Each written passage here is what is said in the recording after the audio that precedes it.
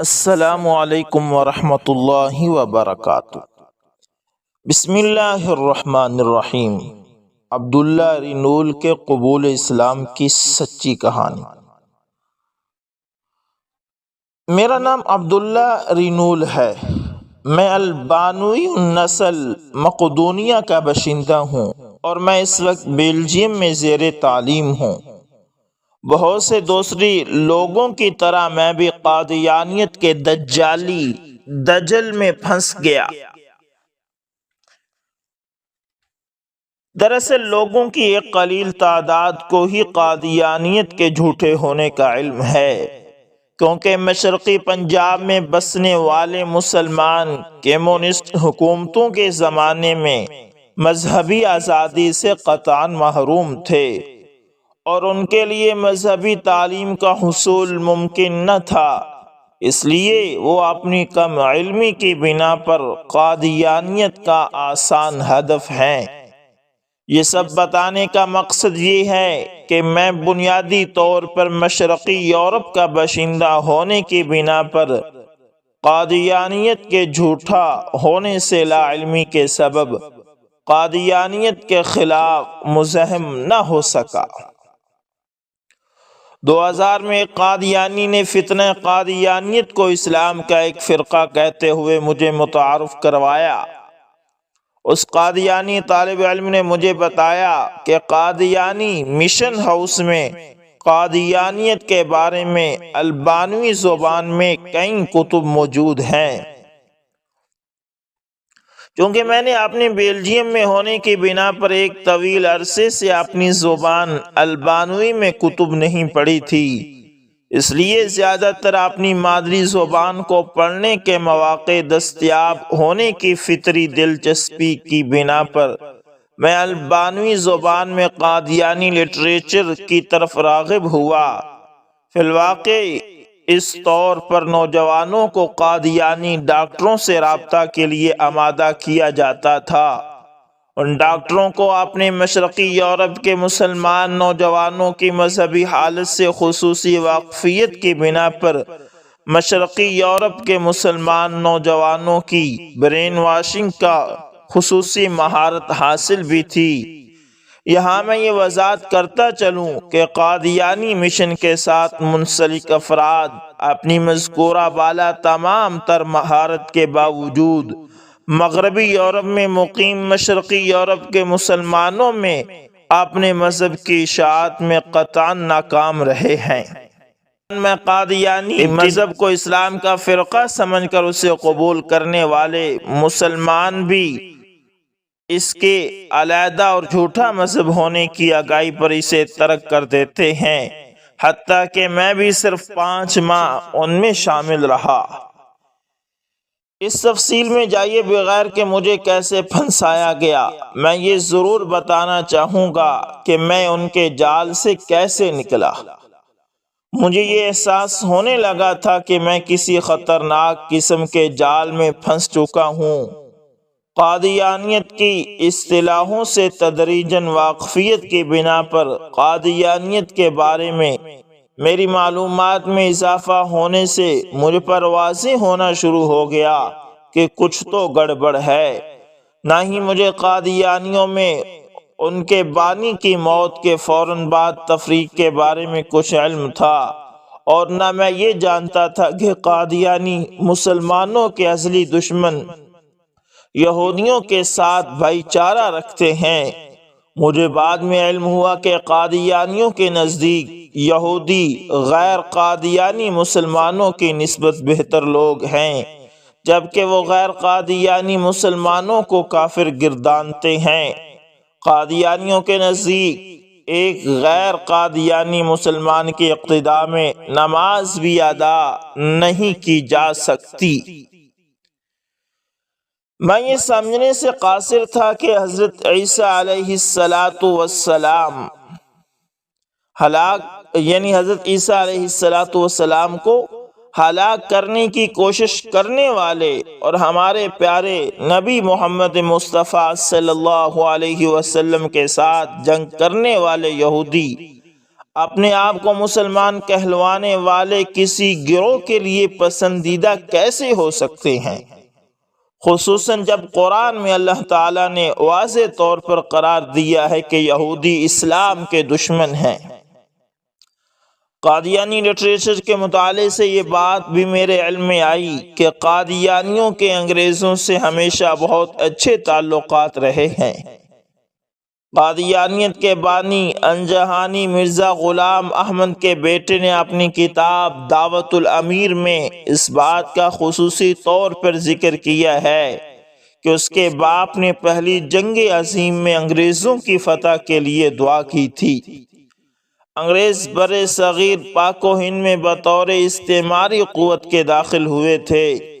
اس طور پر اپنے وطن کو استعماریت کا نشانہ بنانے والوں کی شکست کی دعا کرنا زیادہ منطقی بات تھی، لیکن مرزا قادیانی کے اس کے برعکس عمل سے ثابت ہے کہ برطانوی استعمار اور قادیانیوں میں بہم تعلق تھا۔ بعد ازاں مجھے ایک تصنیف Ahmadi movement British Jewish by Mirza Bashir Ahmad Qadiani line, اس کتاب کا مطالعہ کرنے کا اتفاق ہوا، جس کے مصنف نے ناقابل تردید دلائل سے یہ بات ثابت کی کہ قادیانیت فی الحقیقت انگریزوں کے مفادات کے تحفظ کے لیے قائم کی گئی ایک تحریک ہے، اور اس کا یہودیوں کے ساتھ بھی گہرا تعلق ہے۔ ان تمام معلومات نے مجھے قادیانیت کو ایک غیر اسلامی گروہ سمجھنے کی بات کے اندر اور وزن بھی ڈال دیا، یعنی ان تمام معلومات نے مجھے قادیانیت کو ایک اسلامی گروہ سمجھنے کی پرفریب حالت سے نکلنے میں مدد دی۔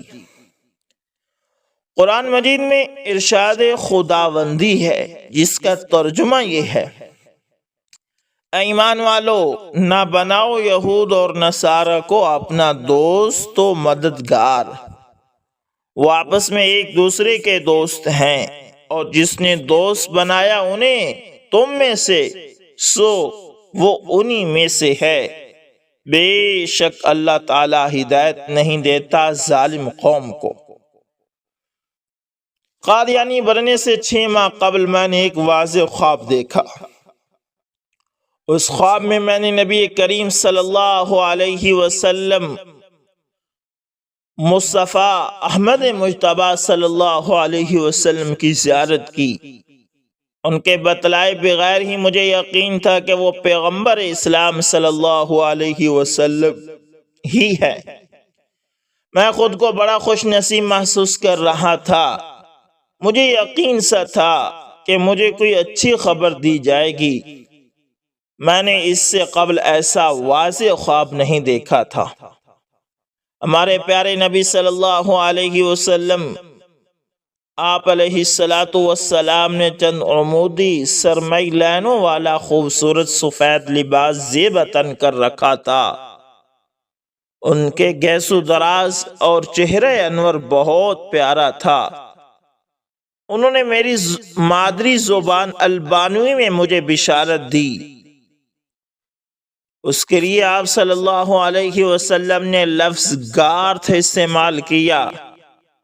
میں نے اس سے پہلے یہ لفظ کبھی نہیں سنا تھا۔ میری آنکھ کھلی تو میں نے اپنے انکل سے،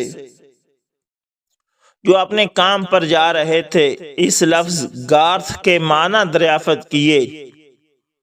انہوں نے بتایا کہ یہ لفظ گھر یا بھیڑوں اور دوسرے جانوروں کے باڑے کے گرد لگائی جانے والی باڑ ہے۔ میرے بڑے بھائی نے بھی اس لفظ کا یہی مطلب بتایا، تاہم اس نے اضافہ کیا کہ یہ اپنے اندر حفاظت کا مفہوم بھی رکھتا ہے۔ قادیانیت میں شمولیت کے وقت یہ خواب میرے ذہن میں نہیں تھا۔ بعد ازاں جب میں نے اس خواب کے بارے میں مشن کے لیڈر اور وائز کو بتایا تو انہوں نے بار بار یہ کہا کہ میں نے مرزا غلام احمد قادیانی یا ان کے 4 خلفاء میں سے کسی ایک کو دیکھا ہے؟ میں نے جواب دیا کہ میرا کامل یقین ہے کہ وہ حضرت محمد مصطفیٰ صلی اللہ علیہ وسلم تھے۔ جب میں نے یہ خواب دیکھا تھا، اس سے بیشتر میں اپنے ایک ساتھی طالب علم کی وجہ سے تقریباً قادیانی ہو چکا تھا۔ اس نے مجھے حضرت امام مہدی کے ظہور کے بارے میں میرے ذہن میں کچھ شکوک و شبہات بھی ڈال دیے تھے۔ جب میں نے اس سے اس خواب کے حوالے سے قادیانیت کے بارے میں اپنے شکوک و شبہات کا اظہار کیا اور اسے یہ بھی بتلایا کہ میرے شبہات کی بنیاد میرا خواب ہے، تو اس نے مجھے لکھا کہ دراصل وہ خواب تمہارے لیے اللہ تعالیٰ کی طرف سے قادیانیت کی جانب رہنمائی کی غرض سے تھا۔ یعنی وہ خواب اللہ تعالیٰ نے تمہیں اس لیے دکھایا کہ تم قادیانیت کے دائرے میں داخل ہو جاؤ۔ اب اگر تم یہ سمجھتے ہو کہ اس خواب کی یہ تعبیر درست نہیں تھی، تو پھر تمہیں ہماری بجائے اللہ تعالیٰ کو نعوذ باللہ مورد الزام ٹھہرانا چاہیے۔ میں نے قادیانی طالب علم کا متذکرہ بالا تحریر کے جواب میں لکھا کہ بے شک اللہ نے مجھے یہ خواب دکھائے، اور حضرت محمد صلی اللہ علیہ وسلم کو خواب میں دیکھنا ایک بڑی سعادت ہے۔ یہ درست ہے کہ میں نے قبل از اسلام سے انحراف کیا، لیکن یہ قطعاً عارضی تھا، اور اس عارضی انحراف سے مجھے قادیانیت کا اصلی چہرہ دیکھنے کا اتفاق ہوا، اور مجھے پتہ چل گیا کہ قادیانیت سراسر گمراہی ہے۔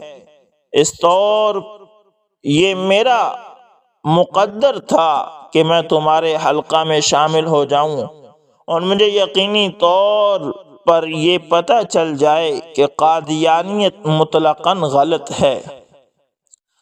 مرزا غلام احمد لعین قادیانی نے ایک کتاب بعنوان اسلامی اصولوں کی فلسفی لکھی تھی۔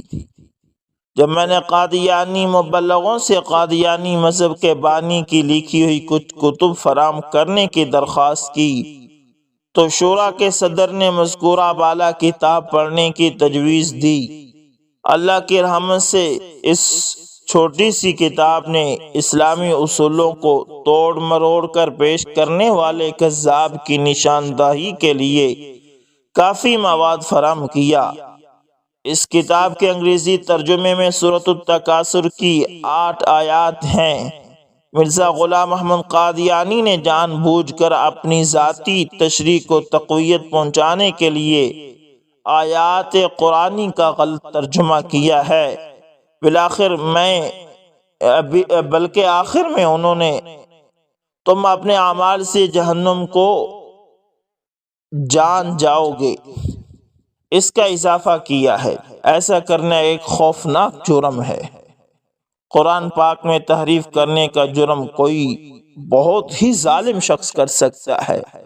مجھ پر یہ ثابت ہو گیا کہ مرزا غلام احمد قادیانی ایک دجال تھا، اور ان کی جماعت اسلام دشمن جماعت ہے۔ یہ وہ مرحلہ تھا جب میں قادیانی شکنجے سے نکل چکا تھا۔ اللہ تعالیٰ سے دعا ہے کہ اللہ تعالیٰ اس فتنے سے ہر مسلمان کی حفاظت فرمائے۔ دوستو، جتنا ہو سکے آپ ختم نبوت کے لیے کام کریں۔ باقی چیزیں وہ صفات ہیں۔ ختم نبوت آپ علیہ السلام کی ذات کے متعلق ہے۔ اگر ختم نبوت ہی محفوظ نہیں رہے گی تو اسلام محفوظ نہیں رہے گا۔ اس لیے جتنا ہو سکے اپنے حلقہ احباب کو ختم نبوت کے بارے میں بتائیں۔ انہیں بتائیں کہ آپ علیہ السلام کے بعد کوئی نبی نہیں آئے گا۔ جتنے بھی آئیں گے وہ جھوٹے، کذاب، لعین اور لعنتی ہوں گے۔ جس شخص کا ختم نبوت پر ایمان نہیں وہ مسلمان نہیں۔ اور مرزائیوں، ان لعینوں کی ساری چالوں کے بارے میں مسلمانوں کو بتائیں۔ امید کرتا ہوں ویڈیو اچھی لگی ہوگی، پسند آئے تو دوستو لائک، شیئر، کمنٹ لازمی کریں۔ ملتے ہیں پھر کسی اور اچھی سی ویڈیو کے اندر۔